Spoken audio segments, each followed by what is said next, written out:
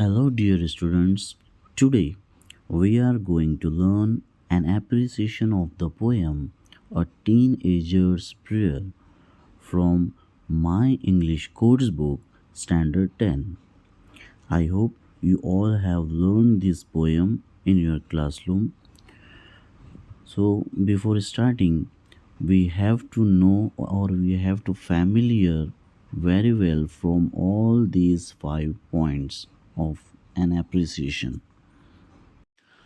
आपकी course book में English के 8 पोएम्स दी गई है, जिनमें से कोई भी एक पोएम आपको बोर्ड एग्ज़ाम में एप्रिसिएशन के लिए पूछी जा सकती है। तो ये 5 पॉइंट होते हैं जो एप्रिसिएशन के लिए पूछे जाते हैं। Title, name of the poet और poetess, rhyme scheme, figure of speech, theme और सेंट्रल आइडिया जो सबसे ज़्यादा इम्पोर्टेंट होता है 2 मार्क्स के लिए। टोटल ये 5 मार्क्स के लिए एप्रिसिएशन आपको पूछी जाती है बोर्ड एग्ज़ाम में। तो चलिए अब स्टार्ट करते हैं पहले पॉइंट से, टाइटल, जो हाफ मार्क के लिए पूछा जाता है। The title of the poem is a teenagers prayer. Title जो होता है ये पोएम के टॉप पे यानी सबसे ऊपर होता है, जो आपको एग्ज़ाम में दिया हुआ रहेगा। सेकंड पॉइंट है नेम ऑफ द पोएट और poetess. The poem is written by J Morse. इस पोएम को जे मॉर्स ने लिखा है। ये पॉइंट भी हाफ मार्क के लिए रहेगा। याद रहे कि पोएम के लास्ट में पोएट का नेम मेंशन होता है। थर्ड पॉइंट है rhyme scheme. The rhyme scheme of the poem is ABCB। बहुत टाइप के राइम स्कीम्स होते हैं, जैसे कि AABB, ABAB, ABCB। इस पोएम में ABCB राइम स्कीम का यूज़ किया गया है। अब इसको हम कैसे पहचानेंगे, तो मैं एक शॉर्ट टाइम में आपको यहाँ समझा देता हूँ।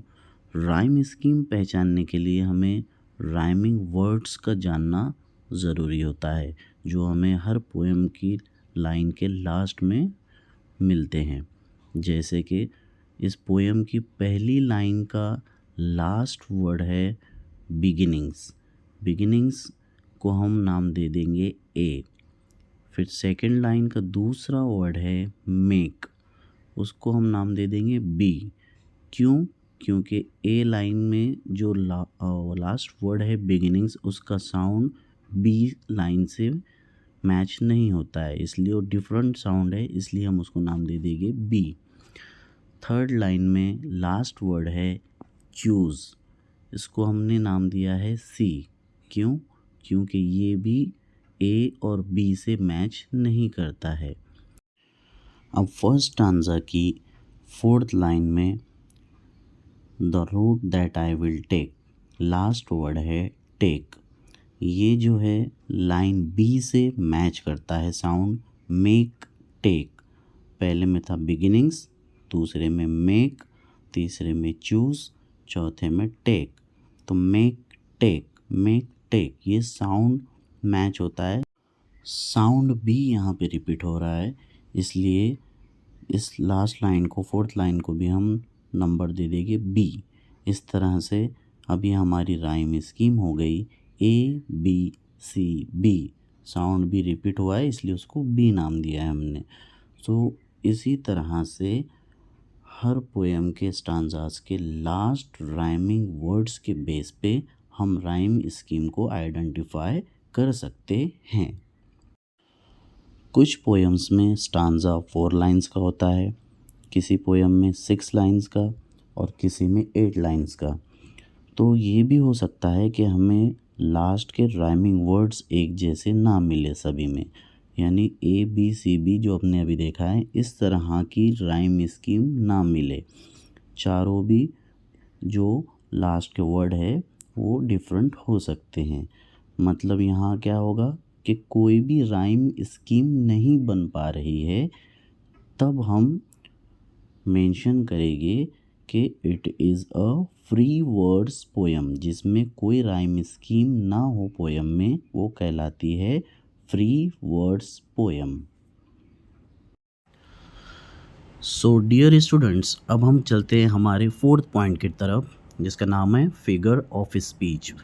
इस पोएम में दो इम्पॉर्टेंट फिगर ऑफ स्पीचेस आए हैं, जिसमें फर्स्ट वन है alliteration. Alliteration, travel down the darkened road, down darkened, sound D is repeated here. What is alliteration? जब किसी पोएम की लाइन में टू नेबरिंग वर्ड्स, आसपास के दो वर्ड्स का साउंड सेम होता है, उसे हम एलिट्रेशन कहते हैं। अगर मैं आपको हिंदी में बताऊं तो एक इस तरह का सेंटेंस है कि चंदू के चाचा ने चंदू के चाची को चांदनी रात में चांदी के चमचे से चटनी चटाई। च च च च, इसमें साउंड रिपीट हो रहा है। ऊंट ऊंचा, ऊंट की पीठ ऊंची, पीठ ऊंची ऊंट की, इसमें भी एलिट्रेशन है हिंदी के हिसाब से या उर्दू के हिसाब से। But in English there is the sound of D is repeating, so this is the alliteration. One more example we can see here. She sells seashells by the seashore.